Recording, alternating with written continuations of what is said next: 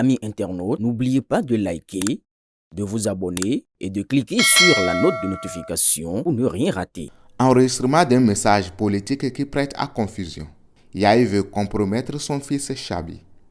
2 semaines loin de la grosse envie de faire campagne, de prendre son bain de foule et de profiter pour jeter quelques pics à son frère ennemi, Patrice Talon, et Boni Yahi n'en peut plus. Il vaut mieux, selon lui, le priver de toute la fortune de ce monde que de l'éloigner de ce bonheur, son sport favori.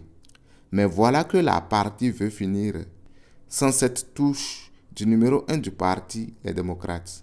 Si les circonstances l'obligent à cette rectitude infernale, le champion des surfaces politiques, toutes catégories confondues, juste derrière son petit frère Rachid Guadamassi, doit se fendre en quelque chose pour exister dans cette campagne électorale.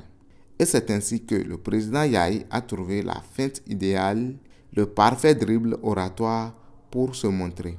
À travers une déclaration télévisée qui sera diffusée vendredi, c'est-à-dire à la fin de la campagne, Dr Boni Yahi va remercier les Béninois qui ont fait 1000 prières à son endroit au moment de sa retraite sanitaire. Il profitera bien entendu de l'occasion pour représenter ses vœux aux Béninois en général et aux militants du parti LD en particulier. Mais le vrai but de toute cette manœuvre sera le volet de la victimisation où l'ancien président expliquera à ses compatriotes les circonstances du retrait présumé de sa garde rapprochée. Il appellera de manière insidieuse les Béninois à considérer son cas, voir comment le système en place entre griffes veut le tuer. Un exercice dans lequel le leader LD est passé maître. L'intention est claire, tenter de livrer le chef de l'État à la vindicte populaire bien avant le scrutin du dimanche 11 janvier. Mais en agissant ainsi, Dr Boni Yahi aura assouvi une envie, une belle petite vengeance personnelle. Toutefois, le prix à payer risque d'être plus lourd que ce petit plaisir.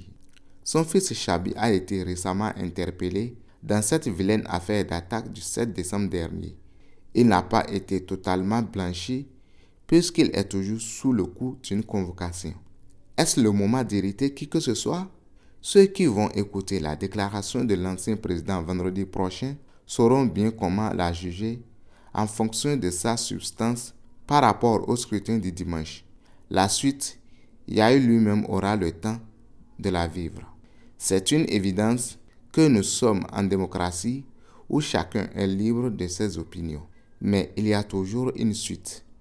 À suivre. Aboubakar Takou.